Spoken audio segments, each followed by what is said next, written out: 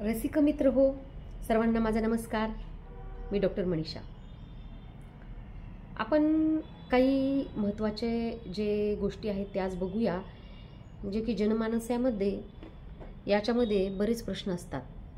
मग पुनर्जन्म आहे का नाही, किंवा आपला जन्म हा 84 लक्ष योनीनंतर मनुष्य जन्म मिळतो वगैरे वगैरे.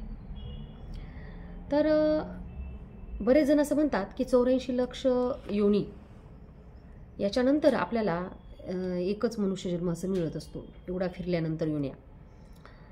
पण जर आंब्याची कोय लावली आहे तर चिकू मिळतील का? प्रत्येक बीजाची आपली एक वैशिष्ट्य आहे. आणि आपण जर आंबा लावला तर आंबाच मिळेल, चिकू लावला तर चिकूच मिळेल. म्हणजे आपण मनुष्याची आत्मा मनुष्याच्याच आत्माला जाईल, त्या त्या प्राण्याची आत्मा त्या त्या प्राण्याला, पशुची त्या त्याला. जरी जमीन, खत, पाणी, सूर्य, हवा हे सगळं सेम आहे, पण आत्मा बीज आहे. प्रत्येक योनीत नाही जाती. मनुष्याची आत्मा ही मनुष्याच्याच याला जाते आणि प्राण्याची प्राण्यालाच. फक्त लोकांना भीती दाखवण्यासाठी असं म्हटलं जातं. आता मनुष्यालाच प्रश्न पडलेले असतात की पुढे चलून माझी मुलं काय खाणार आहेत. त्यांनाच बुद्धी असते, तेच विचार करत असतात. आजचं सोडून 7-7 पिढ्यांचा विचार करत बसतात.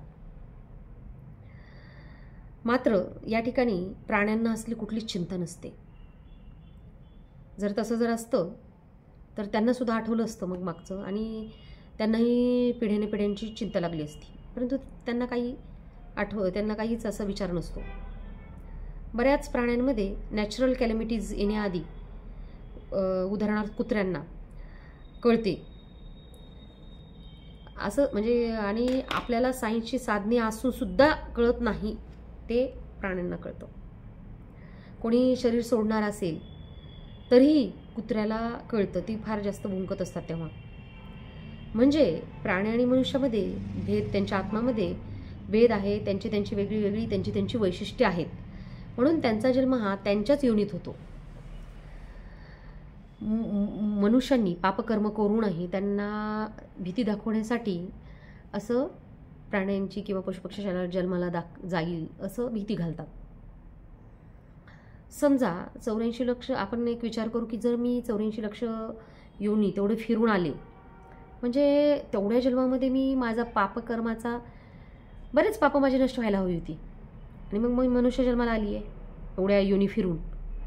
म्हणजे नक्कीच माझ्या पापाचा खाता संपेल, आणि मला मग या जन्मात कुठलंच दुःख नको, कुठलेच प्रॉब्लेम्स नको, आणि खूप चांगलं फळ भेटायला पाहिजे, खूप चांगलं जन्म असायला पाहिजे मग मनुष्य जन्म, आणि खूप चांगलं नशीब, भाग्य असायला हवे. पण असं दिसत नाही. आपल्याला किती प्रॉब्लेम्स असतात, प्रत्येकाला त्याच्यानुसार किती काही म्हणजे आपण भोगत असतो. मग ह्या भोगणं मिळालं नसतं ना. पण तसं नाही ना घडत.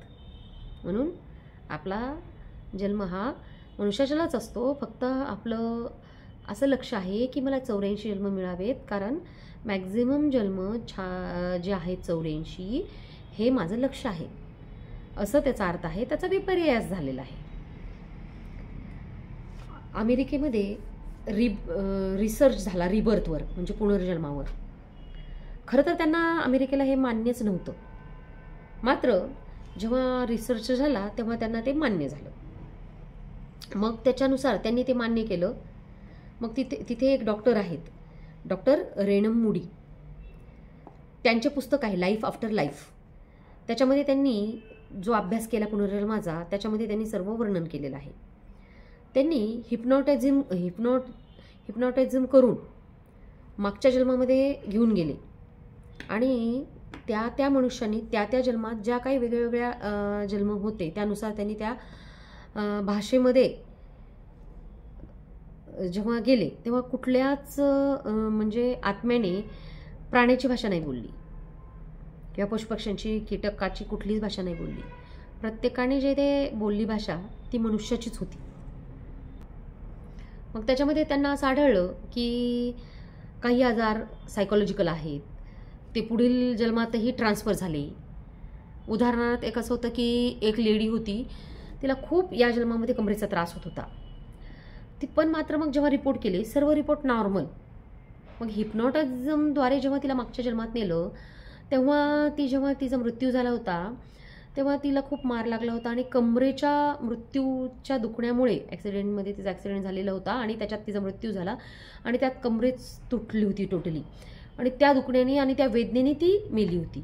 आणि आपल्याला माहिती आहे अंतमती ती गती, त्यानुसार तिला ते कमरेची वेदना याही जन्मात आली आणि मग तिला ते सायकोलॉजिकल दुखणं होतं, तिचं मागच्या जन्माचं ते स्मरण होतं. मग आता तो आजार नीट करताना तिला ते सायकोलॉजिकलच असल्यामुळे ते नीट करणं थोडंसं मेडिटेशननी वगैरे आपण तो दूर करू शकतो की मला कुठलाच आजार नाही, मी नॉर्मल आहे, नीट आहे आणि निरोगी आहे. रेमंड मूडीच्या डॉक्टरांची टीम आहे, त्याच्यामध्ये भारतीय डॉक्टर आहेत, कारण वेगवेगळ्या भाषा बोलणारे सगळे असे डॉक्टर आहेत.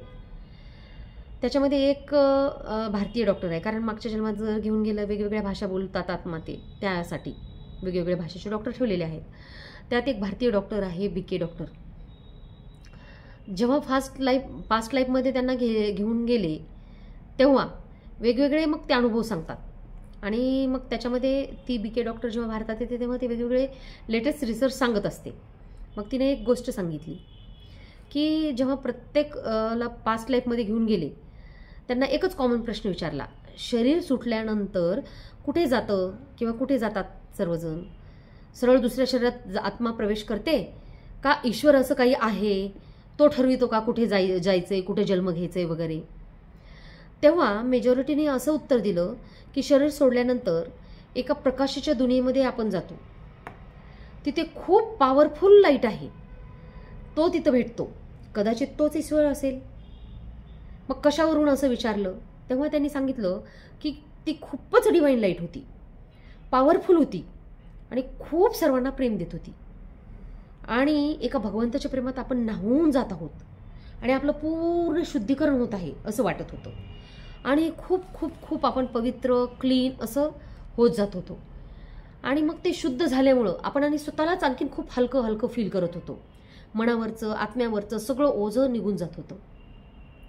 आणि मग आपल्या पूर्ण जन्माची त्या पूर्ण मूवी समोर येते आणि मग शुद्धावस्था असते, पवित्र अवस्था असल्यामुळे ते फील होऊ लागतं. इतकं आपण वाईट कर्म केलेत, किती जणांना फसविलं, किती काय वाईट केलं ते, मग एक एक एक कर्म आपल्यासमोर येऊ लागलं. मग तेव्हा खूप लाजिरवाणी वाटत होतं. मग विचारलं की भगवंत त्यांना शिक्षा देतो का? तर मग त्यांनी सांगितलं भगवंत नाही देत, फक्त तो प्रेरणाच देतो, चांगलंच सांगतो. मग आपल्यालाच वाईट वाटतं की मी एवढ्या जणांना चीट केलंय, एवढ्या जणांना धोका दिला, एवढ्यांचं वाईट केलंय, यांच्याशी वाईट वागलोय, एवढा व्यवहार आपला वाईट आहे, मग मलाच तो वाईट व्यवहार फेडायचा आहे, मला हिसाब किताब फेडायचा आहे. आणि मग तेथून आपण वापस येतो आणि मग स्वतःच डिसाईड करतो की मला पुढे कुठे जन्म घ्यायचा आहे, मग या कर्माचं मला इथं फळ फेडायचं आहे तर त्याच्यासाठी कुठे जन्म घ्यायचा आहे, म्हणजे डेस्टिनी पण आपणच फायनल करतो. मग त्यासाठी आपण ठरवतो कुठल्या जन्माला जायचे, कोणाचे किती हिसाब किताब आहे, कोणाच्या ठिकाणी किती दिवस आपल्याला हे करायचंय, तो फेडायचा आहे आणि किती वर्ष लागणार आहे ते फेडण्यासाठी. तेव्हा आपणच सगळं भविष्य फायनलाइज करतो. मग जन्म कुठं घ्यायचा आहे आणि मृत्यू पण कशा पद्धतीने होणार आहे ते सुद्धा आपणच ठरवतो, किती वर्ष जगणार. म्हणजे शेवटी जन्म, मृत्यू, डेस्टिनी आणि आपलं भविष्य हे सगळं आपणच फायनलाइज करतो आणि मगच त्या शरीरात प्रवेश करतो. म्हणूनच जन्म आणि मृत्यूची तारीख कोणी बदलू शकत नाही असे आपण म्हणतो.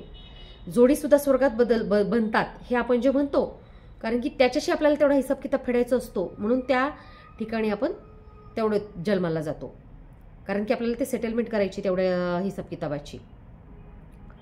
मग त्याला असं विचारलं की त्यांना की काही वयानंतर हे आपल्याला आठवतं का? तर त्यांनी सांगितलं की 2 वर्षापर्यंत आपल्याला आठवतं कशासाठी आपण या जगात आलोय वगैरे. आपण मग हसत असतो, त्या सगळ्या व्यक्तीसोबत खूप चांगलं वागत असतो, कारण आपल्याला चांगल्या पद्धतीने तो फेडायचा असतो आणि सगळ्यांना सुख देण्याचा प्रयत्न करत असतो. पण जसं जसं वाचा उघडते मग तेव्हा मात्र विस्मृती होत जाते आणि पुढे माझ्यासोबत हेच का, असंच का, आणि पुढे वाईट वागणं आपलं चालू होऊन जातं. शेवटी पूर्वजन्माच्या कर्मानुसार आपल्याला माता, पिता, भाऊ बहीण, पती पत्नी, प्रेमी प्रेमिका, मित्र शत्रू सगळे सोबती, शेजारी पाजारी, कुठल्या शहरात राहायचंय, कुठल्या ठिकाणी राहायचंय, प्रत्येक नातं, प्रत्येक व्यक्ती, इतकंच काय प्रत्येक व्यक्ती येतात आयुष्यात आपल्याला, प्रत्येक जी गोष्ट आपल्यासोबत घडते ठरते हे सगळं विधिलिखित आहे असं आपण जेव्हा म्हणतो ना ते याचमुळे. बघा ना, आपल्याला आपल्या आयुष्यामध्ये खूप जण भेटत असतात, तरी कधी कधी असं वाटतं की हे खूप आपल्या जवळचे आहेत किंवा कधीतरी मी यांना भेटलेलं आहे. त्याचंही हेच कारण आहे. त्यामुळं हा ड्रामा सर्व विधिलिखित आहे, सर्व निश्चित आहे, सर्व गोष्टी घडणार आहेत, सर्व होणार आहे. आपण फक्त पॉझिटिव्हली जायचंय, सगळं चांगलं वागायचंय, चांगलं राहायचंय, सगळ्यांशी चांगलं, सगळ्यांना कामना शुभभावना देत राहायच्या आहेत आणि पुढचं भविष्य आपल्याला चांगलं लिहित जायचंय. धन्यवाद.